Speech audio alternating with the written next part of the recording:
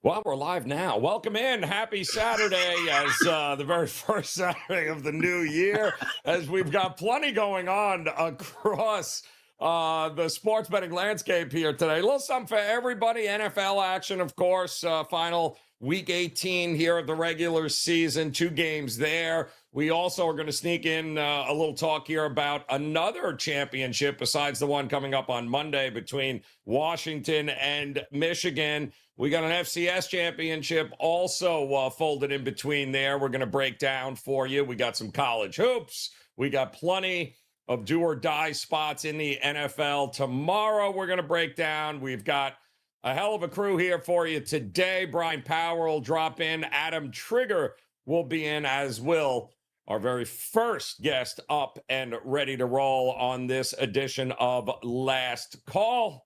Mr. Rob Vino, ready to roll here. Vino, loaded card, 7,000 college basketball games, got about a half a dozen NBA games, but you mix in a little NFL, and we got ourselves some craziness here today, Vino. So let us start with some football, but you don't see a lot being made of it, but this FCS championship coming up, as Montana and South Dakota State will do battle. You have always been following this for as long as I have known you, man. You've always had your finger on the pulse of what's going on here with the FCS.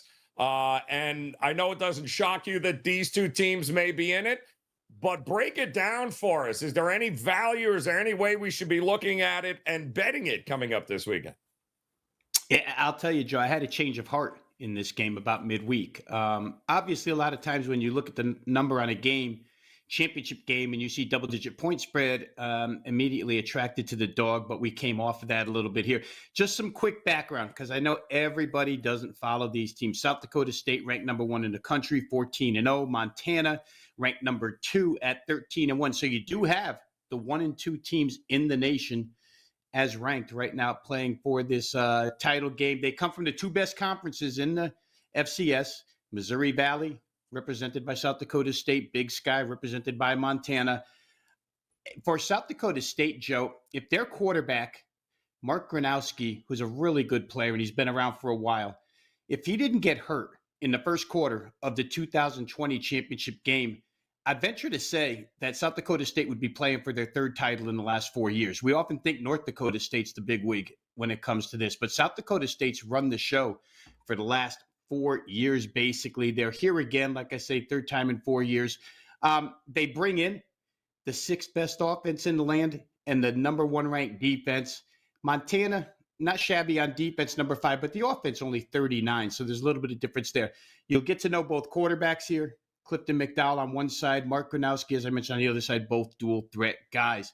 The playoff results so far between these teams, South Dakota State's played 3 games.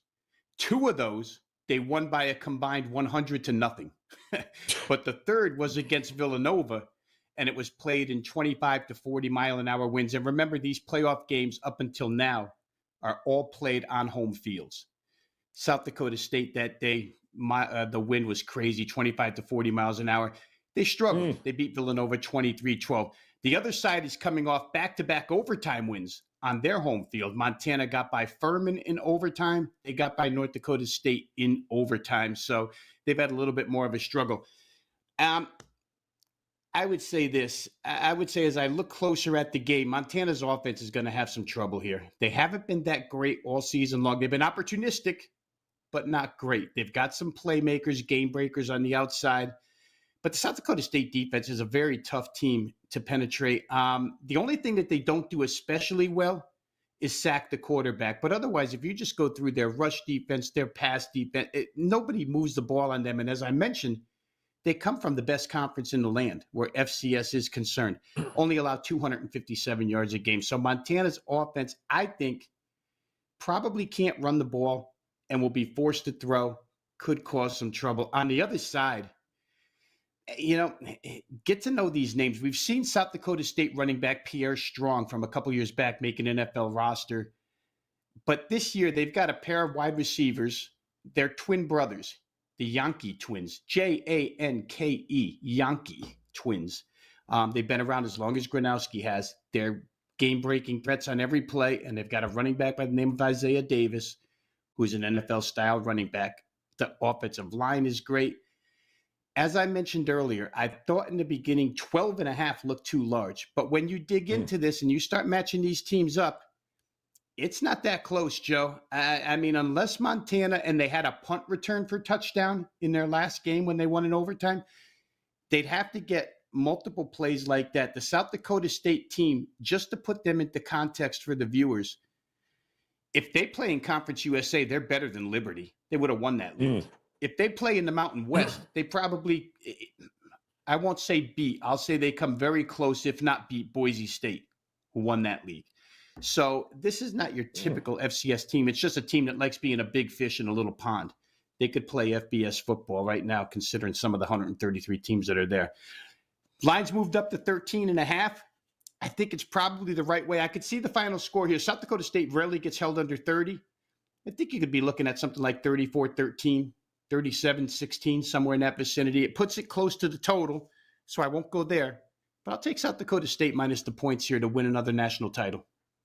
All right, love it. Good stuff there. Yeah, don't sleep on these teams by any stretch here, as they can certainly play, and should be a fun game coming up. And of course, you guys can check out Rob Vino over at WagerTalk.com. In fact, if you are just joining us for the first time, welcome in. It is Last Call here on WagerTalk TV. We do this show each and every day, live Saturday, 11 a.m. Eastern time. Give you guys an opportunity, any last-minute questions you might have on the card. Obviously, we've got a ton of college hoops coming up, a big Week 18 in the NFL, not to mention, of course, playoffs just around the corner, NBA, NHL. So if you have any questions and you are joining us live here today, drop them in the chat room there. We'll get to as many as we can with these guys, as we'll focus on the other national championship game coming up here. You might have heard of these teams. Washington taking on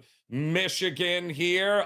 So many intriguing storylines in this game. The market has been real interesting with how it's been moving, both side and total on this one. So, Vino, no shock, I guess, right? Number one, number two, for the most part. This is usually how it works, which is why I laugh at the whole 12-team playoff thing.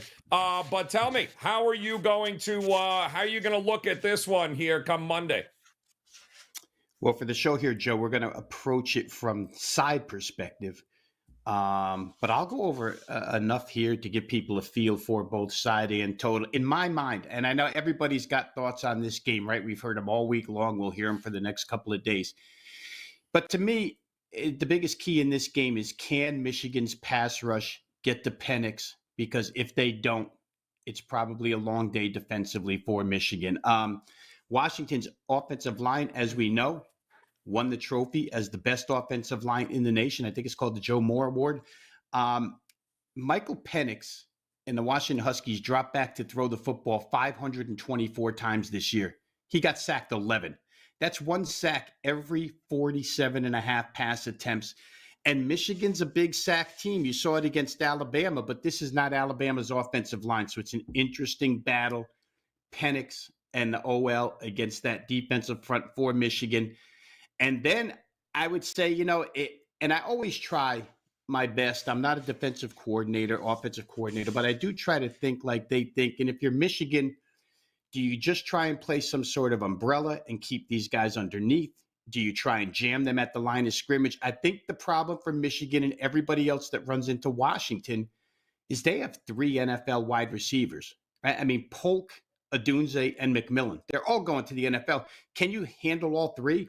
Michael Penix, I was told last night on another show, releases the football in 2.5 seconds average on every throw. And it's no wonder why, because one of these 3 is going to be open within 2.5 seconds. You can't guard them all. Michigan has not had to guard them 3 guys all season long. The closest you can come to is Ohio State, where they had Egbuke and Marvin Harrison Jr., 2 guys to contend with. Ohio State, and with Kyle McCord at quarterback, right? They threw pretty well against them and scored 24 points. So I do think Washington can move the football here. A lot is brought up about the Michigan run defense. Let's remember that sack yardage is included in run defense in college football. If Michigan were a pro team and you give them true rushing yardage, they're giving up 4 a carry. So it looks like Dylan Johnson will go at running back for Washington. How long, we don't know. I said last week, and I got it, lucky to get them right last week, but Michigan was better suited to play an Alabama team than a team like Washington, which is going to spread you out all over the field. Alabama was going to try and do what Michigan does. Michigan's just better at it. Michigan might be the best team in the land, but this is just a different matchup. It's kind of reminiscent to the TCU game last year, where TCU spread them out. We'll see if Jim Harbaugh's learned a lesson, because they really haven't had to face this type of spread all season long.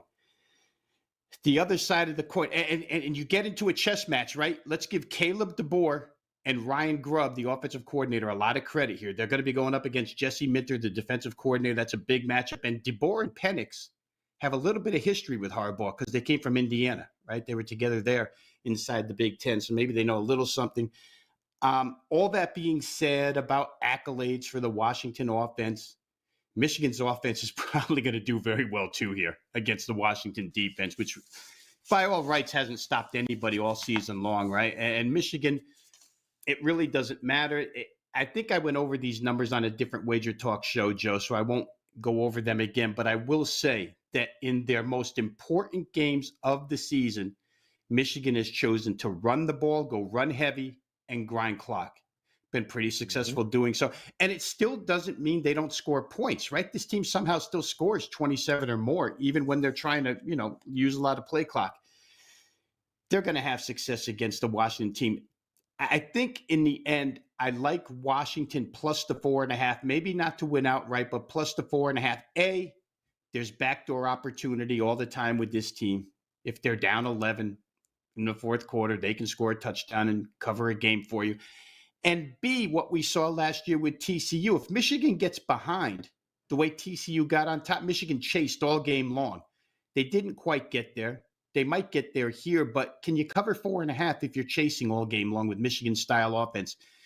Not really sure. I do know that J.J. McCarthy is one of the most accurate quarterbacks. He was 17 of 21 against Bama last week. They didn't run it well, but he threw it well.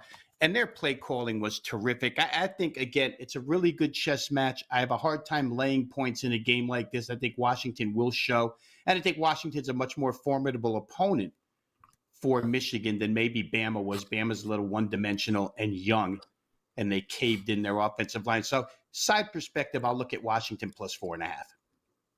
All right, looking at Washington here in this one. I know a lot of folks there that thought maybe the value was on Washington to begin with when this whole thing started at 7-1. So if they were fortunate enough to jump on that, then there will certainly be opportunities, I think, in this game to be able to middle something here. But you mentioned it, Vino, with the head coaching matchups is phenomenal in this game. I think Kalen DeBoer is one of the most underrated head coaches in all of college football that nobody talks about because he's stuck out west. The idea that Michigan and Washington are going to play in the Big Ten next year and be rivals is pretty damn funny here across the board here. But let me ask you this. How would you correlate this game? Because I think it's worth bringing up here. I don't think it serves Michigan any good to try to get into a shootout here. They may not have a choice, but I don't think it serves them any good.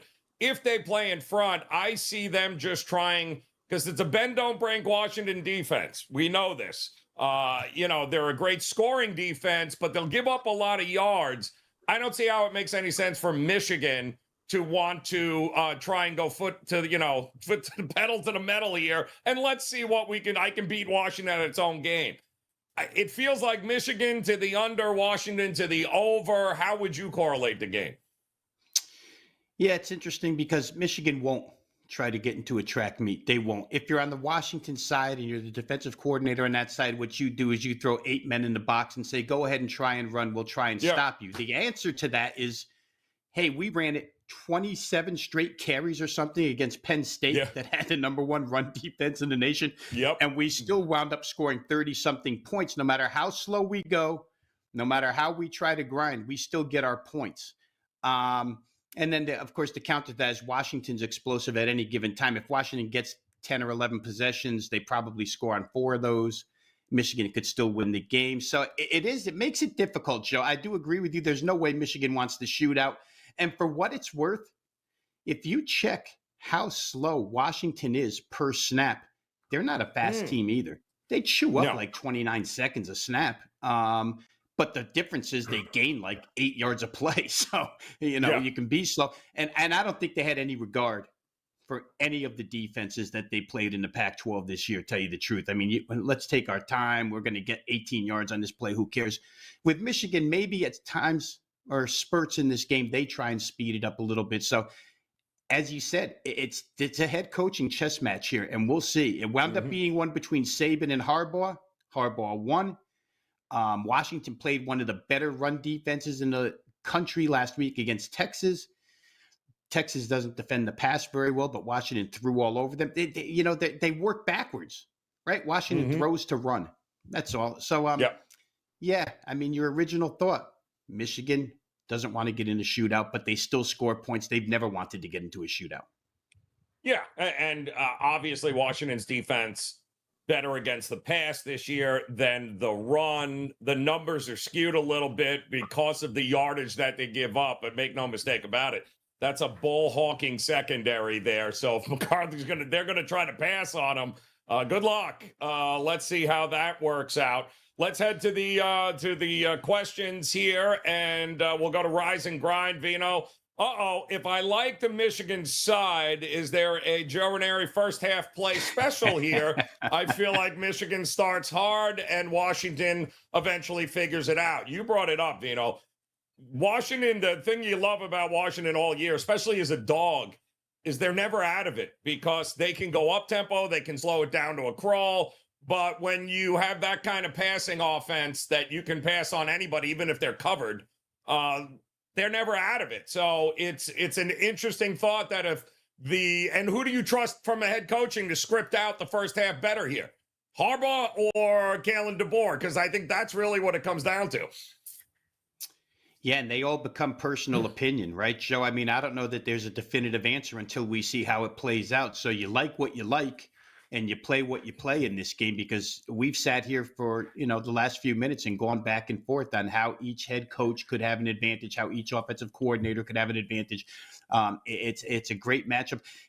For somebody who hasn't had breakfast yet, I feel like walking into a diner and ordering the Joe Raineri special. Is that on the menu everywhere? Yeah. The first half special? Yeah. Sunny side up, only half is cooked. So you're good to go there. Make sure you leave the yolk so you can always come back in with the toast and the everything bagel there for sure. I don't hate the idea of Michigan first half, Washington full game. Do not hate that at all. But again, I think there is an opportunity here in game live. If one of these teams gets out in front, I think there's going to be some opportunities there. Vino, what do you got up and available, ready to roll on a packed weekend here at WagerTalk.com?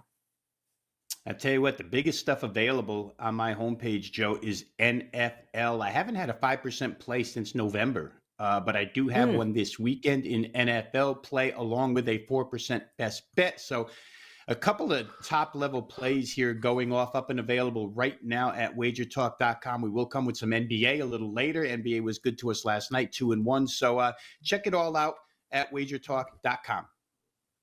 I want to thank the Atlanta Hawks for continuing to be total trash. We appreciate that, so I didn't have to watch that game very much after all. Rob Vino, always a pleasure, man. Get out of here. Best of luck with your plays here today. And those of you guys joining us here live for the broadcast on a Saturday, go ahead, smash that like button if you could here. Hit the subscribe button if you are new, as we've got a couple more guys lined up here. And also, I see Darren's got a question here coming in about college hoops. We've got two guys who cover college basketball a lot coming up here, Adam Trigger and Bryan Power. So any college hoops questions you guys may have, now would be a good time. Drop them in there, and we will get to as many as we can, as it is an absolutely ridiculous card here today. The first card of 2024. Everybody playing here today, and we've got Bryan Power, ready to roll, stepping up and in. BP, what is going on, my man? What do you got? I know you've got all sorts of things. 5% plays coming up here today in the NFL. We'll get to. You had some NBA action last night. I know college basketball. So you're continuing to roll here. But why don't we start where we just left off with Vino with that national championship game? Because he talked about the side. So talk to me about the total, because it doesn't shock me that it's continuing to take money and continuing to rise. You'd be hard-pressed to find the public backing an under in any way, shape, or form in this game. So what are you thinking about this game? Joe, great to be here. What better way to start the weekend than with you, buddy? Yes. And, this is pretty interesting because I am going to start my breakdown with essentially the exact same comment verbatim that Rob started with. I couldn't believe it when he said this, but this game, in fact, will hinge on whether or not Michigan's secondary holds up against these Washington receivers. Going into the Washington-Texas game, I said Washington would have no success running the football against Texas. So what did they do? Well, they really didn't even try to that much, right? I mean, Texas is a tremendous run-stopping team, but Michael Penix was just absolutely unconscious, just dropping dimes left and right. And the Texas secondary obviously could not hold up. Now, Michigan has a better secondary than Texas. Very interesting thing. There's a couple, you hit on how you're not surprised the way the total's moving because public, you wouldn't expect the public to like it under here. I've got a really interesting tidbit about college football national championship games and how the public has done when it comes to betting the total coming up. But first, I want to talk about the Michigan secondary this year. I think this is a key stat. Only 2 pass interferences called against them all season. This is not a penalized team at all. And what's really interesting, I want to talk about the referees here as well, because it's the same crew as the First Responder Bowl. Now, if you don't remember the names of these bowl games, the First Responder Bowl, Joe, was Texas State and Rice. There were 177 penalty yards that game. Remember, the game took like 6 hours because the referees, it was just a ref show the whole time. Every time I looked up, the refs were on camera. This crew averages 14 flags per game. So it's really interesting. The Michigan secondary, they can get a little handsy. So I think it's really interesting whether these officials let them play. And I think that's going to go a long way in determining, I should say, if their coverage holds up on the back end. We should point out there's only 2 teams that have topped 20 points against Michigan this year, Ohio State and Maryland. Now, as Rob pointed out, Michigan has not faced exactly the greatest slate of opposing offenses, but the number of points Alabama averaged going into the semifinal was not all that different from what Washington averages. I think it's about a 3-point per game difference. And Bama only got to 20. And as you recall, Joe, one of those touchdowns came on a short field. Now, I agree with Rob wholeheartedly about Washington and getting to Penix being a tougher matchup for the Michigan defense than Milroe and Alabama. All year, Alabama had problems protecting Milroe. Not as bad as what we saw in the semifinal where Michigan ate them alive. And the bad snaps weren't helping either. But, Michigan got to Milroe, and they have 5-6 sacks in the first half. I mean, it was outrageous. Yep. So they're not going to do that here, but it will be interesting. That is the crux of this game. Michigan's defense holds teams to 21 points per game below their season average. So that's very good. On the flip side, I'll push back a little bit on something Rob said. I think Washington's defense is a little bit better than it's given credit for, mainly because it's healthy right now. See, they had a lot of key injuries during the year. Michigan's offense, it's not going to take a lot of chances. Pretty vanilla game plan. They're going to look to establish the run. McCarthy will take some chances, but not too many. And I don't see Michigan scoring 30 here. They've scored 31 or less 8 times this season. The exceptions were mainly against the dregs of the Big Ten. And then, Joe, I teased this, so let's close the analysis with this.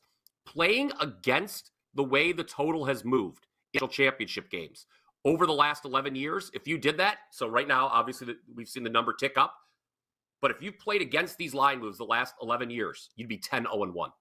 So it's a good idea to go contrarian, take advantage of how these lines are moving and grab the value. And for all these reasons I've laid out, I have a lean towards the under in this one. This number opened 55. We're looking at 56.5, 57 right now. Interestingly enough, Joe, as you know, 55 is the most key number when betting college football totals. So you're getting some value right. I mean, not just because the number moved, but because the number it moved off from. So I like my lean for the national championship game total is the under. Yeah, I would. I'd be careful about going the direction of how bad this Washington defense is, especially against the pass, because everything you're hearing quoted has to do with passing yards giving up. But let us not forget, they handled Bo Nix, who was maybe one of the most efficient passing quarterbacks with some of the best weapons in the country. And I think the Pac-12 has the best passing offenses in the entire country. And because they were ahead a lot, all they did was face teams that had to drop back and pass 35, 40, 45 times a game. So they ended up, again, bend don't break. They gave up a lot of yards, but they didn't give up a ton of points. And quite honestly, the picks and inside the red zone has been pretty impressive, I think, of this Washington defense. They don't get enough credit because they gave up all of these yards, but there's a reason for that. Yeah, and red zone efficiency, as it always does in the biggest games, Joe, will certainly determine goes over under. Both Washington and Texas were pretty efficient in the red zone. I had the first half under, which was a loser. Unfortunately, I thought that game swung. If you remember, Texas was called for a crackback block on defense. Yes. And if that had not been called, Washington would have had to settle for a field goal. And I knew I was done after that. So it'll be interesting. You talk about the bend but don't break nature of the Washington defense. Michigan's defense certainly needs no introduction.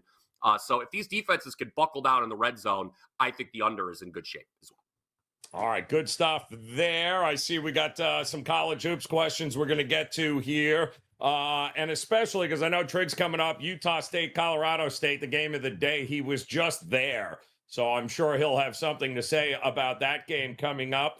But we do have some NFL action here today, BP, as well. And I guess the first game up here this afternoon is going to be the Ravens taking on the Steelers. So I love the whole must-win angle. Steelers have to win. I don't know what the hell that has to do with anything, but they have to win if they want any chance at a postseason berth here. So wanting to win, having to win, and actually doing it, we all know, are two completely different things. So where are you looking at in this game here between the Ravens and Steelers with weather conditions that look less than optimal right now? Yeah, Joe, a lot of people are saying there's a lot of things I must do on a Saturday. Not going to necessarily do all those, and we shall see if the Steelers can do what they need to do, and that's win. So handicapping Week 18 is such a different animal, right, Joe? But luckily, we've had a full month of this wacky bowl season to kind of help prepare us for matchups where the current spreads don't even come close to our power ratings. And the discrepancy on this game right here, because of the scenario you laid out, obviously, not only does Pittsburgh have to win just to have a chance to make the playoffs. If they win, they're not guaranteed a playoff spot. They just have a chance. They would need some other things to happen. But Baltimore, they've clinched the number one seed. We know they're the best team in football right now. My goodness, how good have they looked the last 2 weeks and really all season. This is a team that's led for over 95% of game time, I think, this year. Only the 72 Dolphins and 07 Patriots, pardon me, have led for a larger percentage of their respective regular seasons. Those teams lost a combined 0 regular season games. But, getting back to the line here, okay? If Baltimore was fully healthy and playing everybody, Joe, I would have them as a double-digit favorite in this game. So the fact that I can get a field goal here, and this is a client play, and I got in at 4, just full disclosure. I have Baltimore +4 here. And let's talk about some trends. You talked about the must-win angle. It is great to fade that historically. I looked it up. 164 ATS 2 weeks of the if you fade teams that must win and they're going against eliminated teams. Now that doesn't really apply. Baltimore's not eliminated. They just have clinched. But there's plenty of games on Sunday that I think our viewers are going to want to bookmark that trend for. But here's a trend that applies to Baltimore, Pittsburgh, and you're going to like this one, Joe. Mike Tomlin, John Harbaugh, since in all their meetings, they have faced off 31 times, okay, head-to-head. The underdog is 23-5-3 against the spread. It's always a close game when these teams are involved. Remember the first time, Pittsburgh, in true Steelers fashion, the opponent just fell apart down the stretch. The Steelers' offense with Kenny Pickett, who stinks and isn't playing anymore, obviously, it could do nothing for 3 quarters. Then they blocked that punt. I believe it was a safety they got off that and stole the game. That was one of the 3 games the Ravens gave away this year. I think the Ravens are going to be motivated here. And remember from 2 weeks ago when they upset the Niners, 20-5 against the number. Harbaugh is as an underdog. That's the run he's on. So this is a good bet as an underdog. Huntley, he was fine. He started the playoff game last year, and they could have beat the Bengals, Joe, if you recall. Remember there was, I think, what was there, like a 98-yard fumble return in that game where the Ravens were going to go in. They were in control. And the Steelers can't win by margin, Joe. 0-6 against the spread the last 6 times they've been a favorite of 3.5 to 9.5 points. This team has 4 wins by more than 1 possession since the start of the 2021 season. I'm on Baltimore, client play, got him at 4. I would still take him at the current number. Yeah, I know. Got a couple of guys in the chat here. Reek, outstanding name there on YouTube, man. We appreciate you hanging with us. First half Ravens. I don't hate that look in a lot of games this week because I'm not necessarily buying the whole, we're not playing anybody. Well, I think maybe some of these teams that we all have convinced ourselves that have absolutely nothing and won't be playing anybody. Maybe the first half, not a bad way to go. Keep an eye on that Philadelphia game, by the way, because by the time we get to the break and Dallas is up 30 over Washington, you may not recognize anybody playing for the Eagles in the second half there against the Giants. So, yeah, I don't hate those first half looks there at all. Let's head a question also coming up here. I don't hate this one either. When it comes to a field goal prop here with Tucker, over 1.5 field goals made. I don't hate it. Kind of like it here, especially, what are we looking at? 15, last I checked the weather, 15, 20 mile an hour winds. Obviously, that whole part of the country there is going through it here today. But if there's one guy I trust, it's him. Yeah. I don't do a lot of player props, but look, I hit the underdog stat, right? How well the underdog has performed in the Steelers-Ravens rivalry. And that kind of goes hand in hand with these are low-scoring games. We talked about red zone efficiency in our breakdown of the championship game. Well, historically, when the Steelers and Ravens play, not a lot of scoring, inefficiency in the red zone. What does that mean? Field goal attempts. And you're right, Baltimore is a team, they're not afraid to trot the kicker out, obviously, because of Justin Tucker's history. So I don't hate that. Look, yeah, I mean, 2 made field goals that, how many, that number in front of me, I would not be shocked if at the number of times that Tucker's had 2 or more field goals in a game. I'm sure it's quite a bit. Yeah, no, it is enough. And I'll give you another very interesting one here, too, and it has to do with Pittsburgh on the road here. They're 5-2 to the under in road games this year. They're 22-22-2 to the under in road games going back to 2015. This number was 40, I think, 41. It has been crashing all week, not just because of the weather, but simply because these are the kinds of games at this time of year in which Pittsburgh, it's ugly, and they gonna make it ugly. So it is 34 now, I think, 34 and a half, somewhere in that ballpark. And yeah, if he's gonna kick if he can't kick 2 field goals, how the hell are we getting over in this game? Exactly. Where is that? I think that correlates. Like, if you can't get 2 from Tucker, where in the hell are the points coming from here? Yeah, and again, it needs to be said, the Ravens, even though I like the Ravens, it is a backup quarterback. It's not Lamar Jackson, so that can hurt. Once if they get the ball down the field, it's more likely that they'll stall out and have to kick a field goal. With Huntley in there instead of Lamar. Yep, good stuff there. All right, I know you said you have a 5% best bet up NFL today in one of these games. Yep. It is, and by process of elimination, Joe, it is on the other game, the Colts-Texans. So yes. 5% my third 5% NFL play going back to November. The previous 2, both won. We had the Bills plus 3.5 against the Eagles.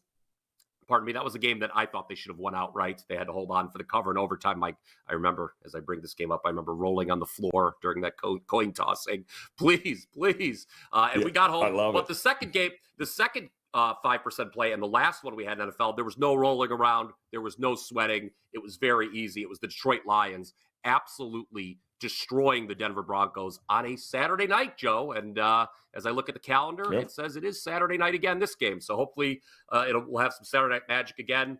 And of course, New Year's Day, we started the year off right with a 5% play on Michigan over Alabama. That was also a sweat.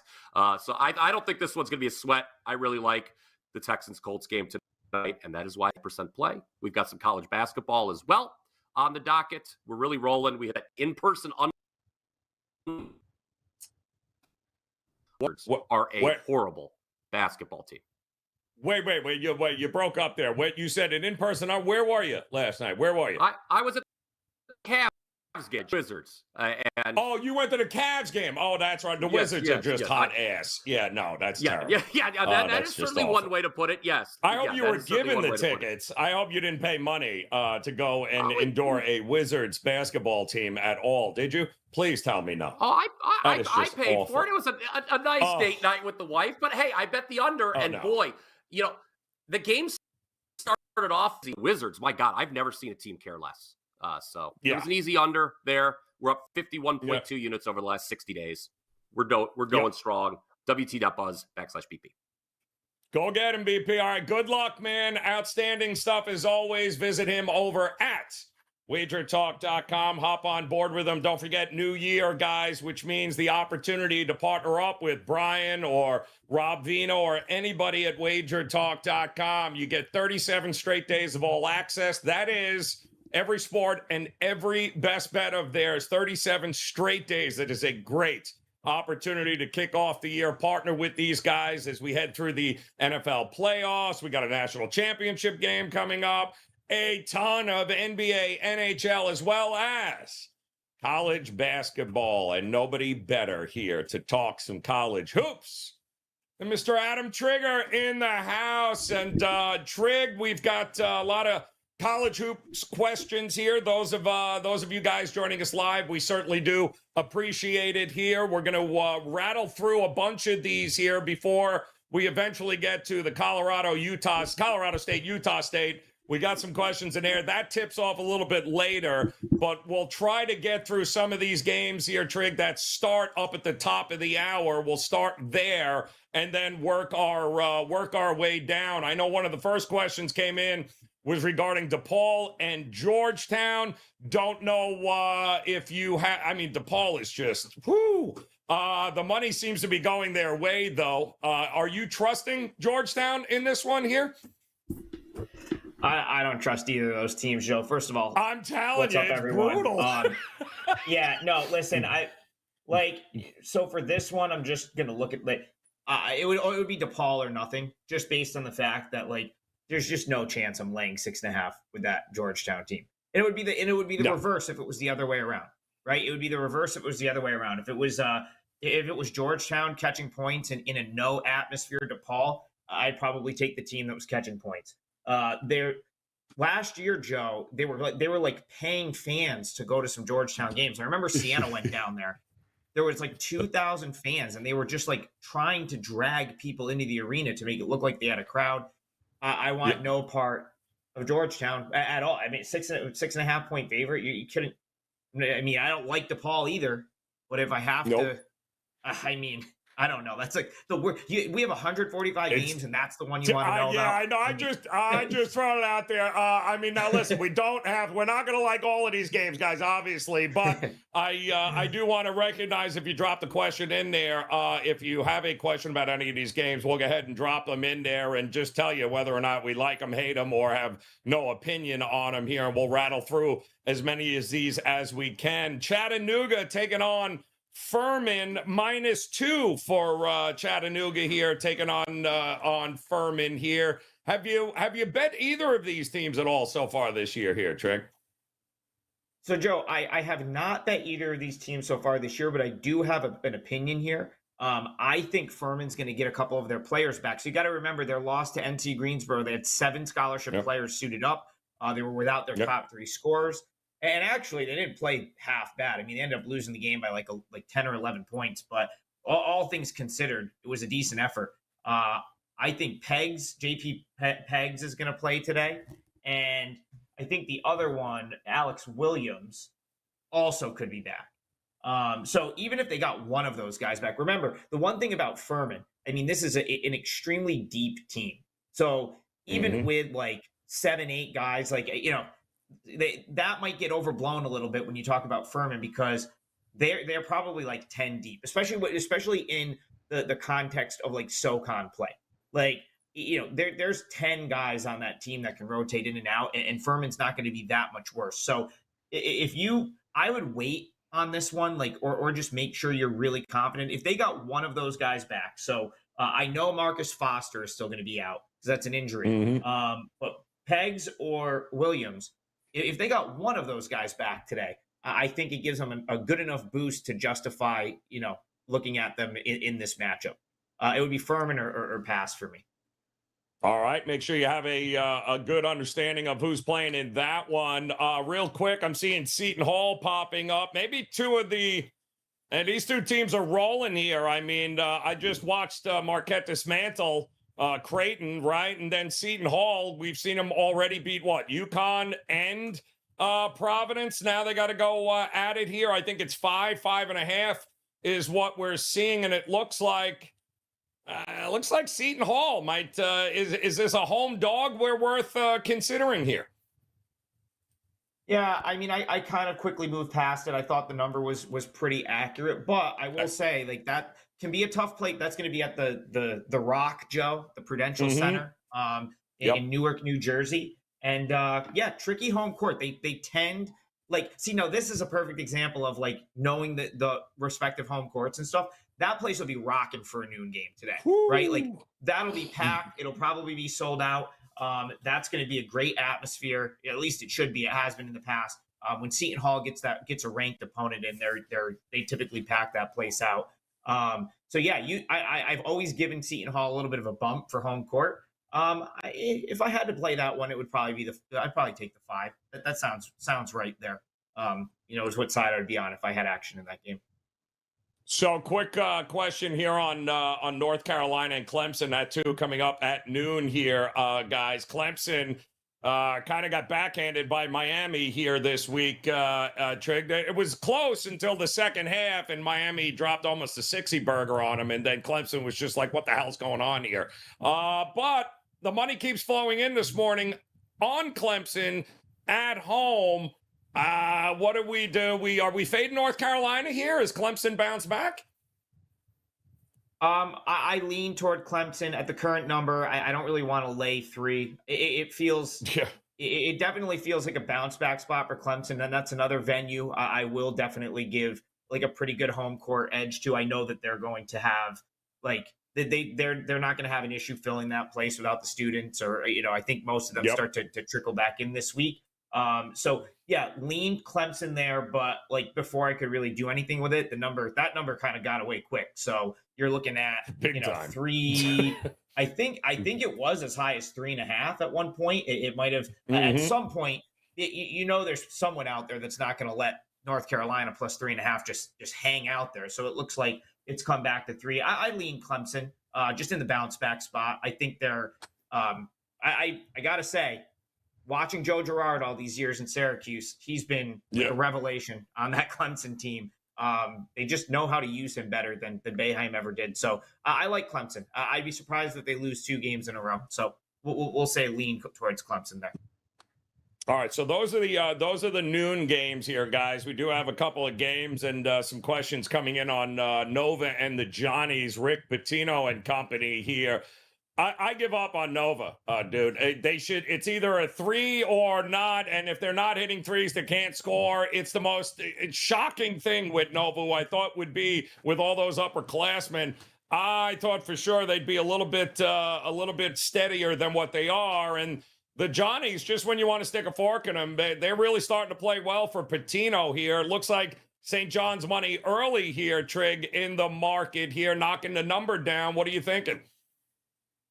Yeah, I was trying to think back if we previewed this one, and we didn't preview Villanova. But I don't know if we put that video up yet where I was right, where I was wrong, whatever. I would have been right though, Joe, if we previewed Villanova, because I was not even like a little bit high on this team coming into the season. I obviously thought it was possible they could be better than they were last year, which was a really just like awful year for them. But I'm not.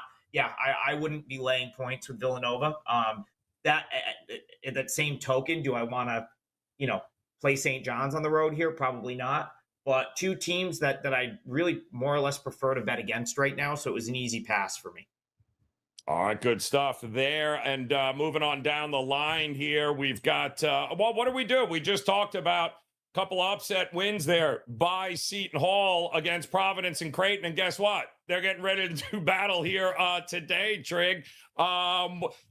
Again, Creighton, it seems like it's hit or miss, right? If they're on, they're great. If they're not, they can't score. And then they've got no, backup pitch here. Yeah, I mean, Creighton, so I was just trying to find the number on my screen and see what it is right now. But Creighton, so in the short term, Providence is going to be, the line is going to reflect, the Hopkins being out for the year, right? Right. That's going to probably be overly sort of, so we got 11. Yeah, that's, so to answer the question, yes, I think that's probably too many points. Because of this. So Providence is a team I got a good look at down in Bahamas earlier this year. Got to see them play twice. I didn't think Hopkins was like a huge factor in either game. So one has to sort of wonder, he's really didn't play well at all. Like if you go back through Providence, their first portion of the season, they played well in spite of him. Like he had a 4 or 5 game stretch where he was horrific. Really, really bad. I played against Providence earlier this year with Lehigh, and he kind of started to come around in that game. I got the cover in that game with Lehigh plus the points. But him being out, I don't think that's like a death sentence for this team, really. And then Creighton, they're an excellent shot making team, but there has been points this year. Colorado State, a team we're going to talk about in a second, comes to mind, where when they're not making the shots, it got pretty ugly there. I think they scored 48 points in that game or something. So, yeah, I think I'd be willing to roll the points here. It does feel a tad high based on, maybe a little overinflation for Hopkins not being there. So what are I think you have been here. Were you at Bud Walton Arena? Probably a pretty good home court advantage, I would think. And I love it. I mean, Musselman taking on Bruce Pearl here today. It should be an absolute epic battle. I like both of these teams, although it's taken both of them a little while to kind of adjust with the new pieces. But this is going to be a monster game here today, 2:00. What are you thinking here, Trig? Yeah, I lean Arkansas. Joe, I have not been to Bud Walton Arena. Matt Grissom keeps inviting me down. I will get down there at some point. Like I said, I'm going to get to all of them at some point. And that's certainly on my list. That's one of the ones, Joe, I don't think you need to go there to understand how crazy that home atmosphere is. It kind of permeates through the television when you watch Arkansas games. I love Musselman. I lean Arkansas here.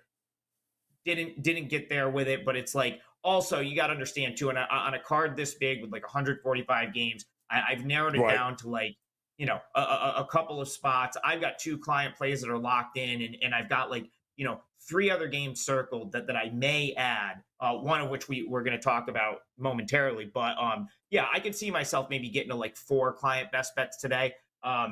Arkansas, like I said, one I kind of ruled out just because I thought the number, on a day like today where there's so many plays, if I think the number's pretty accurate or pretty right, I sort of move past it. Felt like the number was right on Arkansas, but that's the way I would lean. If I was going to get involved with that game, I would certainly grab the points there with the home team. All right, so one more before we get to Colorado State, Utah State. You were just there, so we'll break that game down here. But let's talk a team that you did break down there, the Baylor Bears. They got to go to Stillwater. Good God, this is not going to end well for Oklahoma State here. What are you thinking here? I mean, hey, listen, it's It's not an easy place to play. There's a lot of places in the Big 12, not easy places to play here, but it is a big number. It feels like it's a couple of buckets, right? 5, 6, what we're looking at here. What are you thinking here with Baylor and Oklahoma State? So Oklahoma State was on the long list, Joe. And the reason for that is I do want to find a good spot to play against Baylor. I've had my reservations about this Oklahoma State team this year, so I ultimately kind of decided that this wasn't the spot I wanted to jump in. But I will be looking to play against Baylor for a couple of reasons. One, I was at the Baylor-Duke game a couple weeks ago. I backed Baylor in that game, and what I realized as I was watching them against Duke, specifically in the second half, is this team really kind of lacks any sort of leader. In years past, you've had like LJ Cryer, Adam Flagler, still there from the team that won a title a couple of years ago to sort of, get the team together when things weren't going in the direction they wanted to go in. And this year, the only real leader on the roster that's been there for any extended period of time is JTT, who's hurt and he doesn't play. He plays, but he's been injured. He hasn't been a huge contributor. So, it's somewhat of a new team. You've got a couple freshmen. I really like Walter. I think is a really solid player. And Yves Missy has the highest ceiling. I mean, he's going to be Baylor's saving grace. If he can sort of reach his potential quickly this year, Baylor, we could be having a totally different discussion about Baylor, come February or March. Ray J. Dennis is an awesome player, fantastic scorer, but he just got there. He was at Toledo forever. And it's like, I saw a lot of looking around, the last 8 minutes against Duke when that game, Baylor had a 6-point lead in that game. And suddenly it was a lot of, looking around, and I felt like no one wanted the ball. And that's the concern, Joe, on the road, right? You already said you're going to a place like Stillwater. It's not an easy place to play. The fans are going to be, that's always been a really good venue. The fans are going to be all over you there.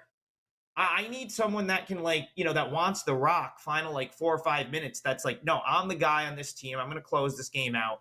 I haven't seen that with Baylor, so I don't really want to lay 5 on the road with them. So Oklahoma State is the side I would like in that game. Love it. All right, so let's get to your best bet here today. Colorado State, Utah State. Bunch of questions in the chat room about it. So you just came back from here. You saw Colorado State in person. You saw Utah State take on Air Force. It's 2, I think. So what are we looking at here, Trig, in this matchup tonight? Should be a great one. Yeah, listen, this is I saw both of these teams play recently. In their most recent game is what I meant to say. Both were on Tuesday, and I really wanted to bet against Utah State here, so I'll start my handicap with that. They were a team that they've been a team, Joe, that I've sort of had circled as find a spot to bet against this team. Unfortunately, I thought that spot was going to be Tuesday at Air Force, and it wasn't. And it's because Danny Sprinkle just straight up outcoached Scott and just had a game plan that Air Force just had no answer to. He was able to pretty much deny every cut that Air Force wanted to make. He ran them off the 3-point line and ruined Air Force's attempt at offense. And then Gray Ozabor just went to work on the inside, which is what that's what Utah State wants to do. They're going to play through the post as much as any team in the country. This isn't a great shooting team, but they've been able to mask it this year because Ozabor, the transfer from Montana State that Sprinkle brought with him, has just been so good. But more importantly, and I think this needs to be pointed out, if you look at the teams they've played, they haven't played elite competition. They've won 12 straight games. They haven't lost since the Bradley game in mid-November, but they've been manageable games, and they've also had to kind of squeak by in a couple of scenarios. The San Francisco game comes to mind, where they needed to hit a late shot to win.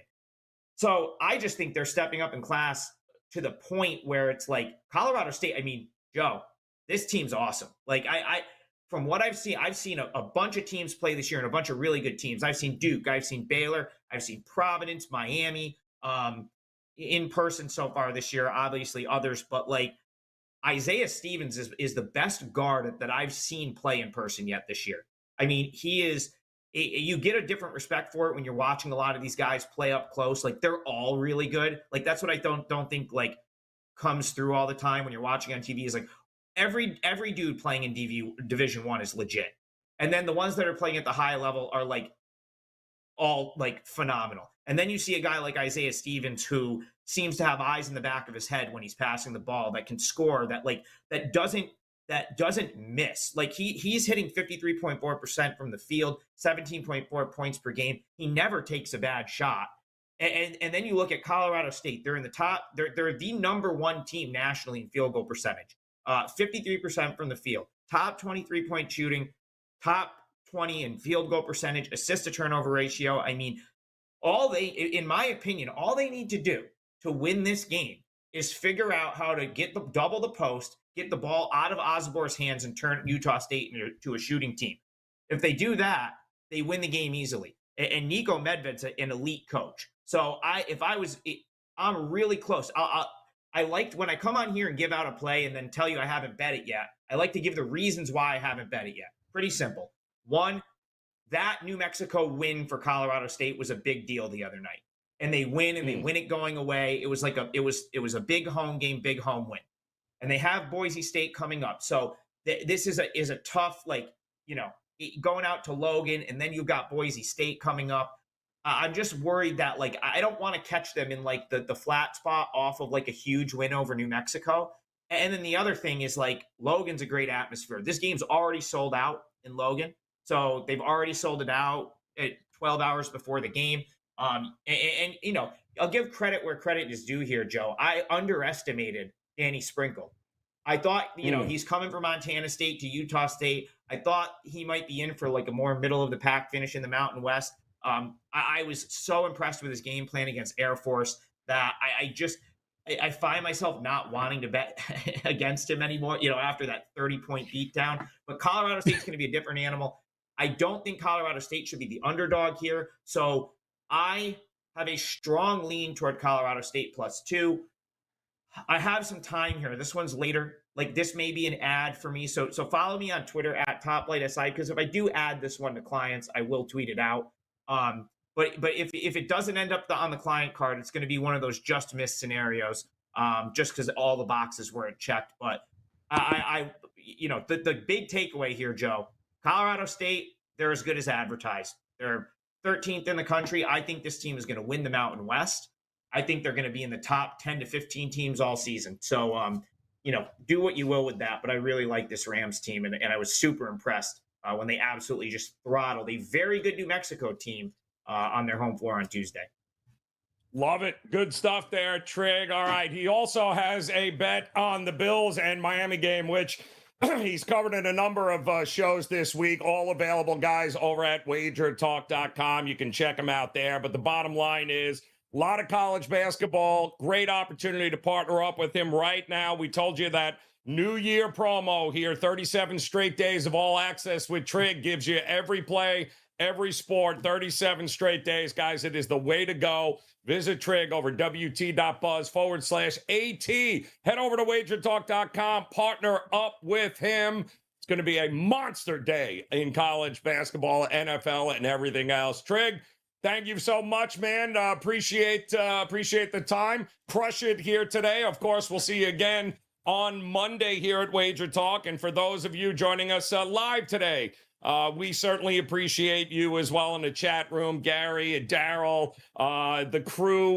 Guys, hit that thumbs up if you could. We'd certainly appreciate that. And, of course, hit the subscribe button if you are new to us here at WagerTalk.com. And don't forget, every Saturday, 11 a.m. Eastern Time, we do this show here, try to go over as much as we can, answer as many questions as we can for you here on Wager Talk Last Call. Try to get those last bit of bets in before what is going to be absolutely huge weekends over the next 5 or 6 weeks. So on behalf of Rob Vino, Bryan Power, and the one and only Adam Trigger, guys, we appreciate the time. Best of luck with all your plays this weekend. We'll talk to you again on Monday. Crush it. We'll see you soon.